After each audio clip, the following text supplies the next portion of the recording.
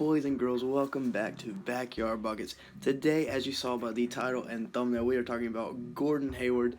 I have some apologizing to do. I was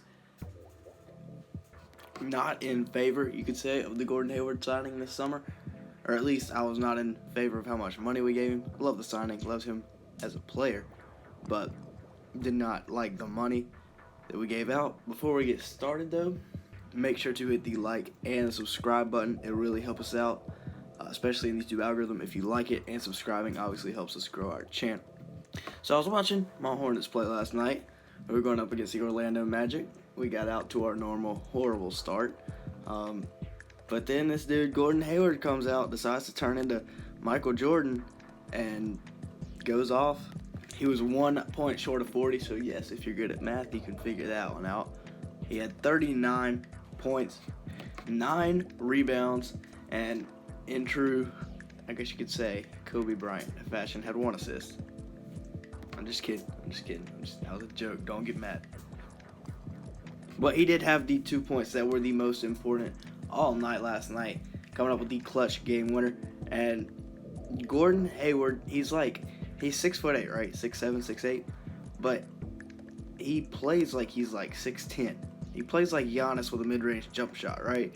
He doesn't take too many threes, only about 5 a game, so that's a decent amount, but not an insane amount.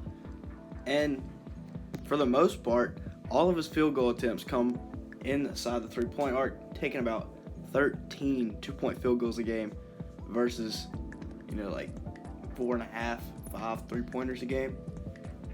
And so far this season, coming over from Boston where he wasn't exactly appreciated, I guess you could say, the Hornets will always take a somewhat decent player because we don't have many of those.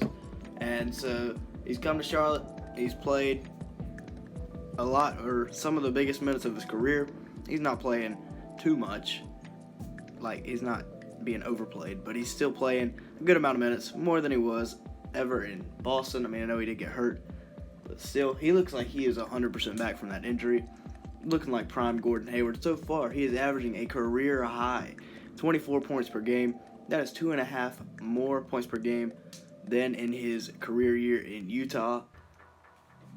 And the Hornets are 7-8 right now. Without him, we'd probably be 3-12, 4-11.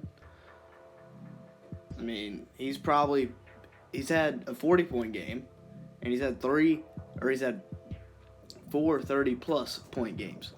So if that doesn't tell you how much he means from a scoring standpoint to the Hornets this year, then I don't know. I mean, he leads the team in scoring.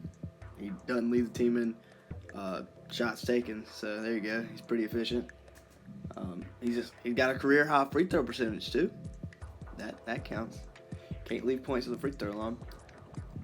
Career high EFG percentage. Career high field goal attempted percentage.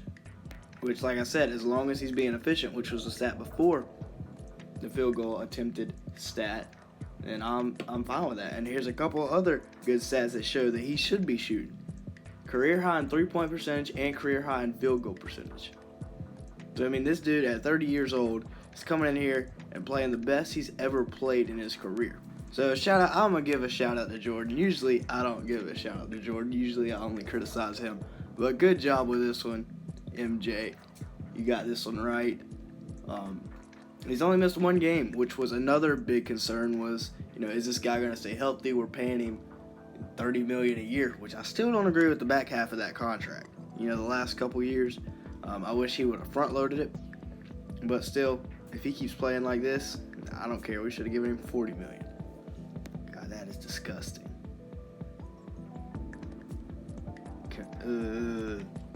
That was the injury, obviously, that I was referencing earlier.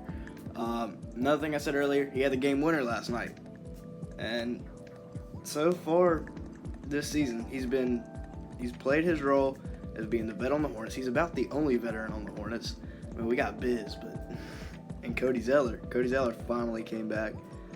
He struggled with injuries too. But he has been what we needed him to be, kind of that closer role, the veteran, the team, the locker room, locker room chemistry, locker room guy, good veteran. But he's not only a veteran, like I said earlier, he's literally our leading scorer, and he's doing it extremely efficient. So, I mean, I don't know if he can win Most Improved Player because he was already really good, but before his injury. But this is his best season ever by far. Like I said, 2.5 more points per game than in his career year out in Utah before he signed that huge contract with Boston. So yeah, I said it in probably about 15 videos straight, talking about the contract, and I still do not agree with, like I said, the last 2 years of it. But I apologize, Gordon Hayward, because you're freaking balling out. Good job, good stuff. Finally, Charlotte has a closer. It's been since Kemba, all 2 years since Kemba left, or all 1 year. I don't know. Speaking of, Kemba came back and bought out the other day, low key.